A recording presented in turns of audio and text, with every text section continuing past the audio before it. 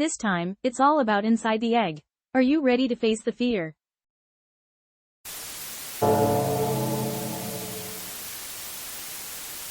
I heard this from someone I know who works in law enforcement. Do you remember the dismemberment case that happened near here last year? In the apartment of a young woman, they found the dismembered body of a man. That's the story I'm referring to.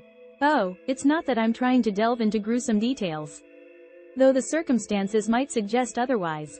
Let's refer to the woman as Eiko-san. And we'll call the man Kazuki-san.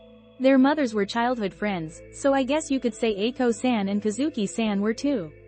They went to the same schools from elementary through high school, and in their first year of high school, Kazuki-san's friend, Sakagi-san, started dating a girl.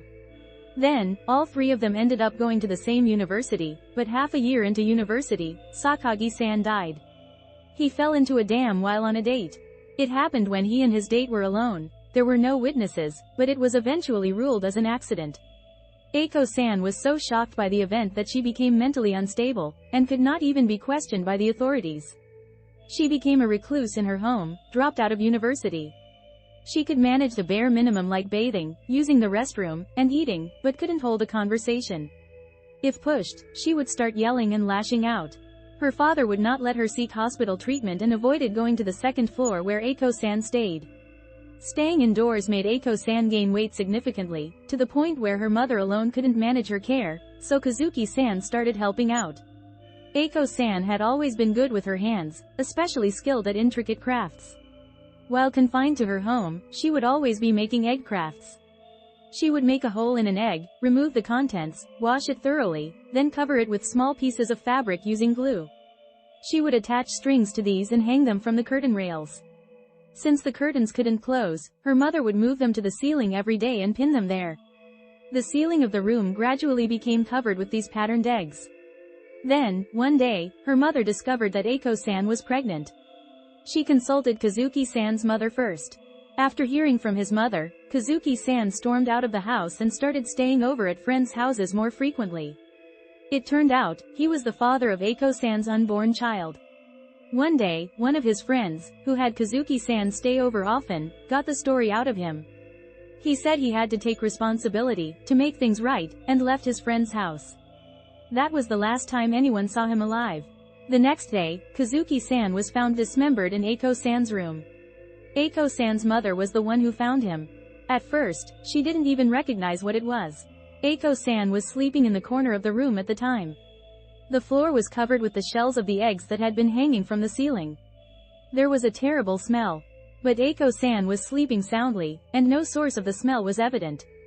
Her mother assumed it was due to Eiko-san starting her monthly period since the smell resembled blood.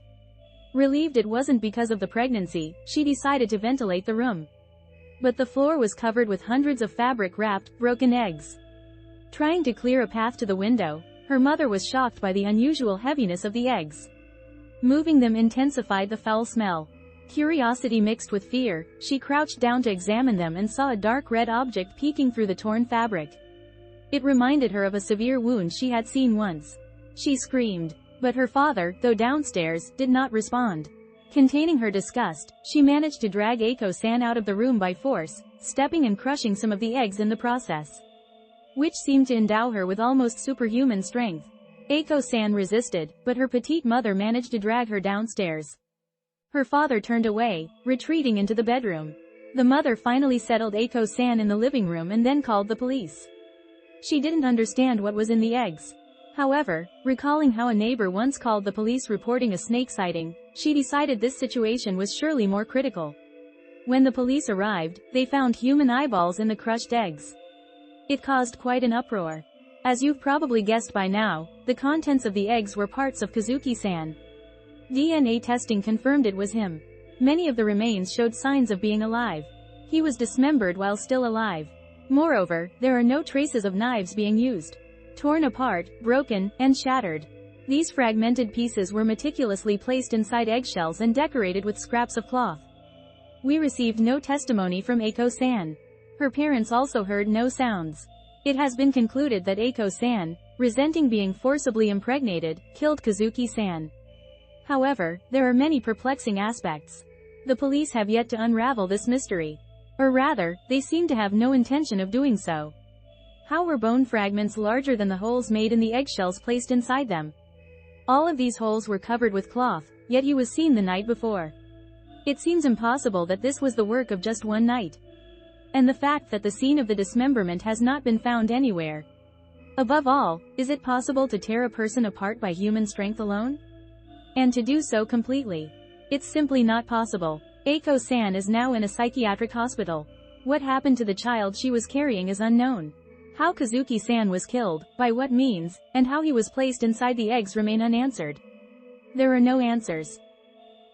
So, how did you find this story? It was a gruesome yet intriguing tale. Is Eiko herself causing these events, or is it the work of something that accompanies her? There's no clear answer to this mystery.